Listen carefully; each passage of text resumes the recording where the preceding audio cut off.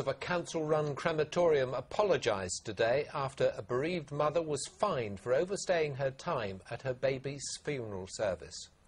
Terry Rouse asked for a few minutes to be alone with her son Zane, who died at just 5 weeks. But she received a penalty of £86 for going over her allotted time at the facility in Milton Keynes. In a moment, what the crematorium has to say. After this, from Jenny Kirk.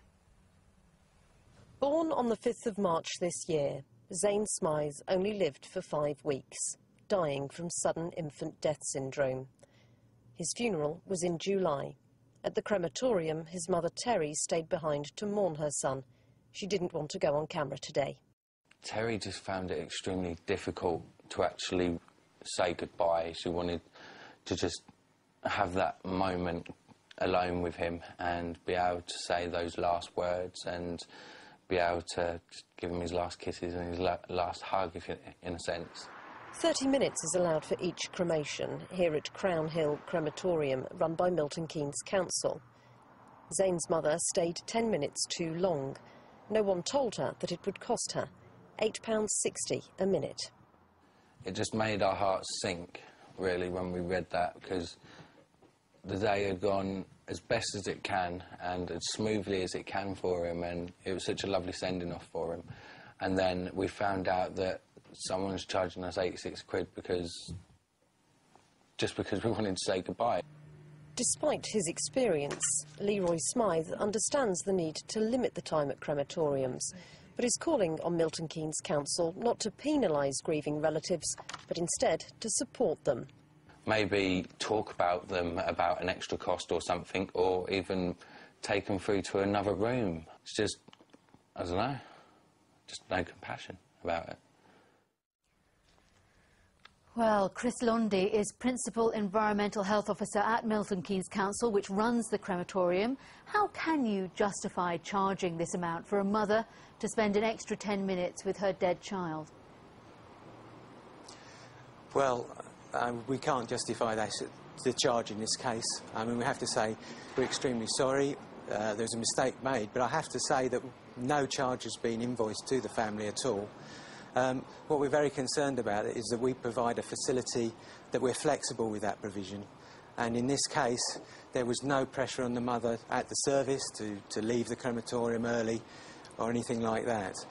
What we do after the service is inform the funeral director that there has been an overrun in the time allotted, and we then have a discussion usually with the funeral director about the circumstances surrounding that overrun, when we discuss that and decide whether we're going to levy the charge or not. And I think probably in this case there has been a breakdown in communication that we regret, and I have been to see the family apologise for what they've been through.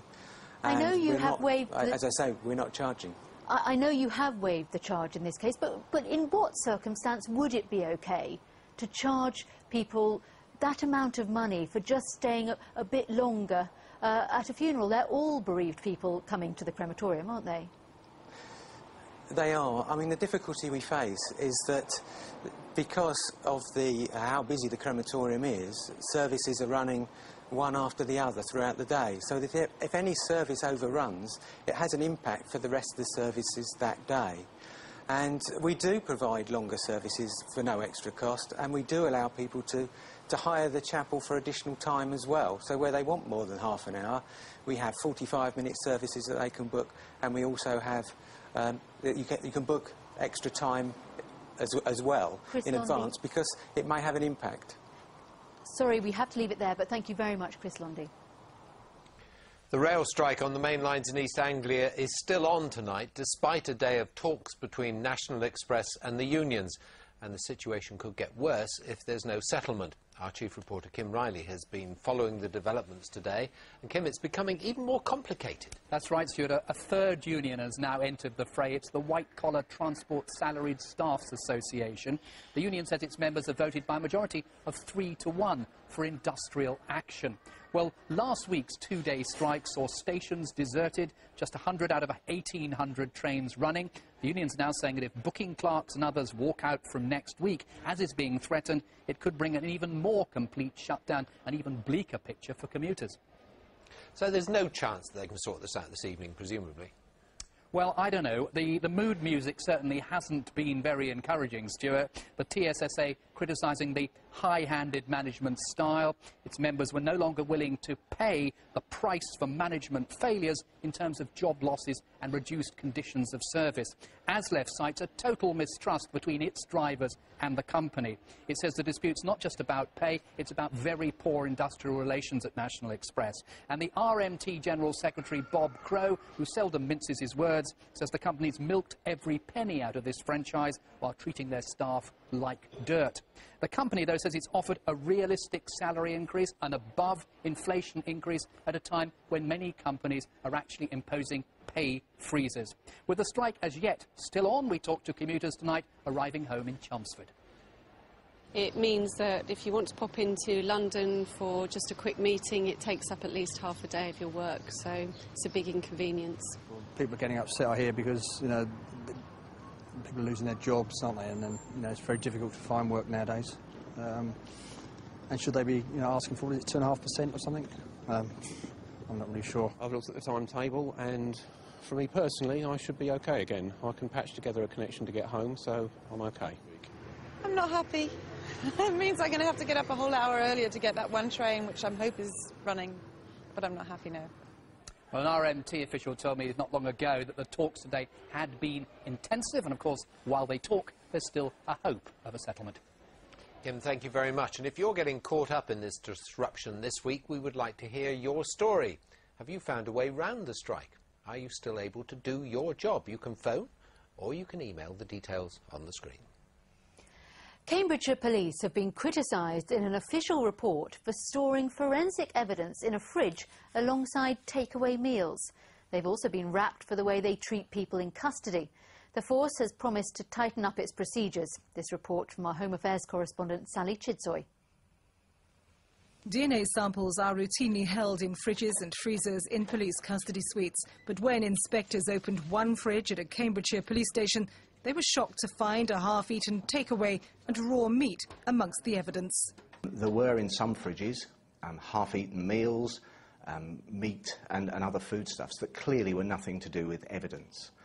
The concern about that, of course, is that there is a potential to contaminate things which are there for criminal cases. The Joint Inspectorate of Prisons and Inspectorate of Police report says such poor practice could have led to serious miscarriages of justice and failed to bring offenders to court, and cases could have been discontinued. I've checked every one of those cases, and that's not the case, so the public can be confident there are no cases in jeopardy as a result of what essentially is sloppy storage of samples, and I've fixed that. It's no longer the case. But this report is not just about DNA, it's about custody arrangements in general. The report details how Cambridgeshire police officers laughed as an inmate banged his head against a cell wall, with one joking, "We are overdue a death in custody." Former Peterborough MP Helen Clark was held in custody after an incident at a hotel. Earlier this year, she lodged a complaint about how she was treated while being strip-searched. I begged for a towel to be held in front of me, so at least I could take my clothes off under the towel.